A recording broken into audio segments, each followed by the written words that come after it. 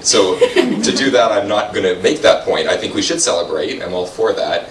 I do think it's dangerous, though, to endorse a particular celebration, a particular holiday, because of the PR problem there.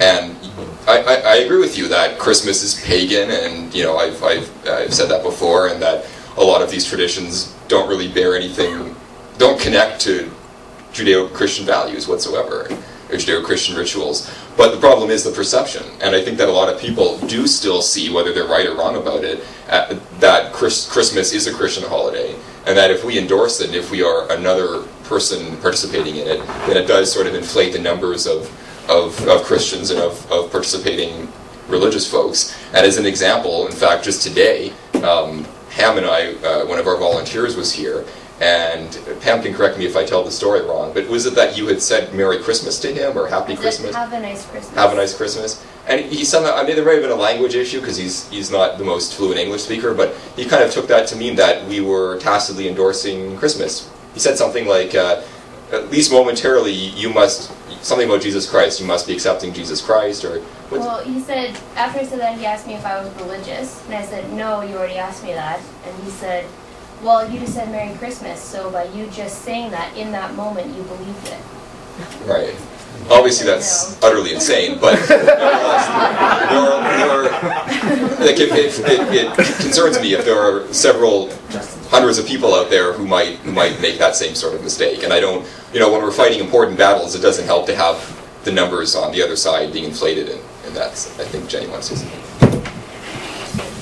I think the idea that some people might misunderstand us is a really bad idea to not have a party. I think the goal. I think the goal is to change the public perception, not to bow down to it.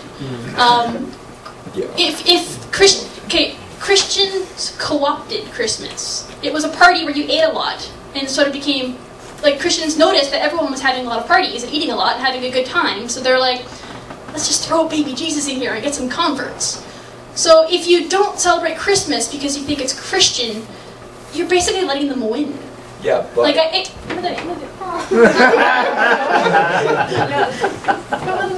alright, it's alright. Okay, whatever. It's just the idea that since they basically tried to take over a holiday that is basically secular, if you don't celebrate Christmas, you're basically condoning plagiarism, and I don't do that.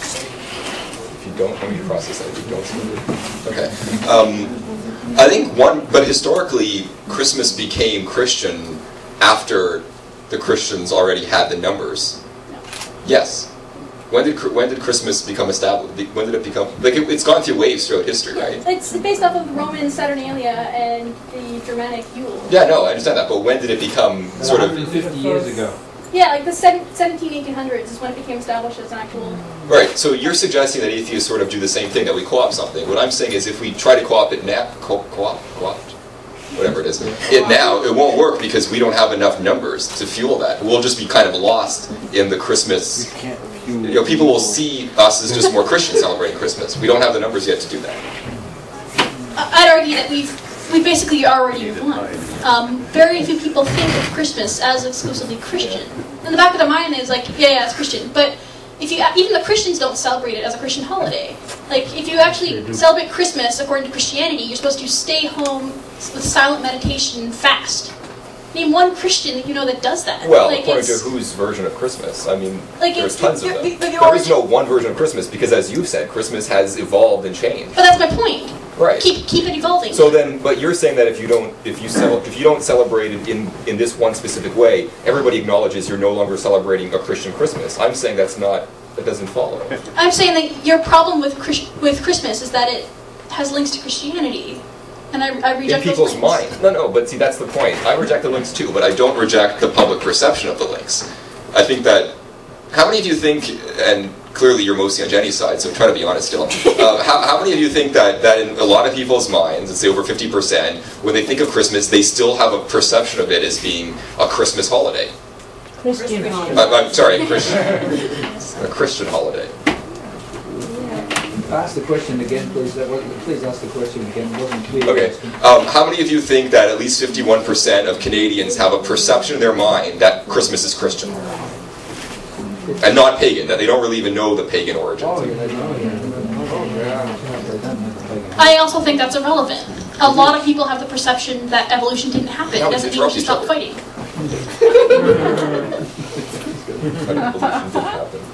I don't see the analogy there. Like, it's just the idea that you're basing too much on public perception that alters the way you act. I'm saying change the public perception.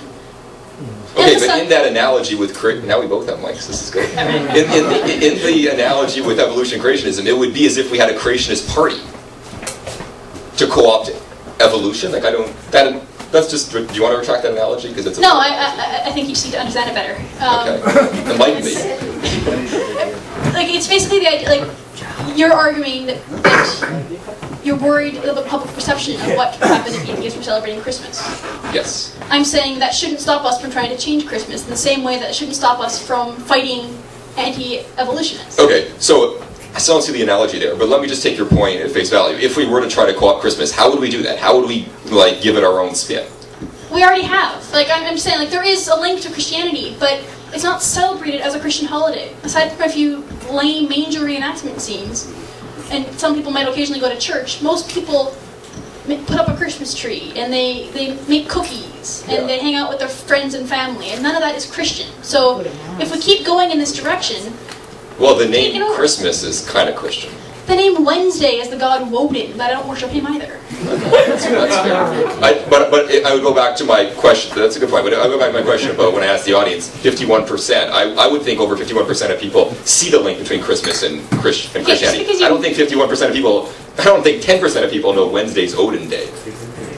And that's why we should make them learn that. Fine, no, I'm all for public education campaigns about the origin of holidays, because I think that's kind of interesting, but not celebrating them. Those are education and celebration, two different things. But you're nitpicking. Like, you're picking on... I don't think the etymology of a single word is going to impact a celebration. If it fuels the public perception, it would.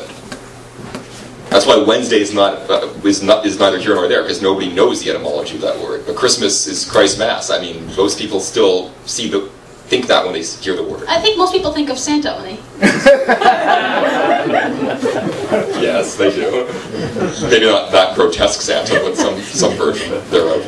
Yeah, just so everyone knows, this is the creepiest Santa ever. Our landlords brought that down and just like threw it on me, and I didn't know what to say, so he's my new mascot. I thought we'd leave it around here. You were saying? I think you keep going back to being worried about what people are going to think. Like, everything you said is just like, well, people don't know this. Well, I don't think other people's ignorance should be an excuse. Excuse for what? A good celebration? For anything. Like, if someone doesn't understand something, teach them. Yeah. Well, don't say, oh, they're not going to understand, therefore I'm not going to do anything. I didn't say that. But that's what you want for Christmas. I said they're not going to understand, therefore I don't want to celebrate. I didn't say don't do anything. Well, celebration is doing something. But it's not the kind of thing I would suggest doing to enlighten them. I don't see how our celebration is going to enlighten anybody about the origins of Christmas. But, like, emphasizing that Christmas can be a holiday without religion. Yeah, then call it a winter solstice party or something of that sort. But that means you're giving the etymology of a word legitimacy. And I'm saying, treat it the same as Wednesday. Okay. I won't worship Christ as much as I worship Woden. So it's the same. If you give it special powers, it's going to have them. The reason Wednesday's lost its special powers is not because we emphasize Wednesday. It's precisely because we stopped emphasizing Wednesday. We stopped emphasizing the religious origins of the etymology of the word.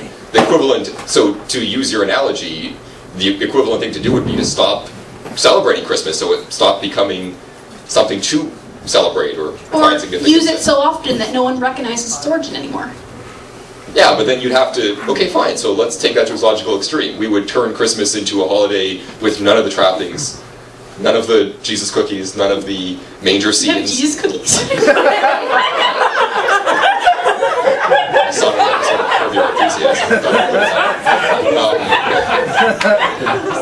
There are no such thing as Jesus cookies. Well, I think we can't point out Jesus' head.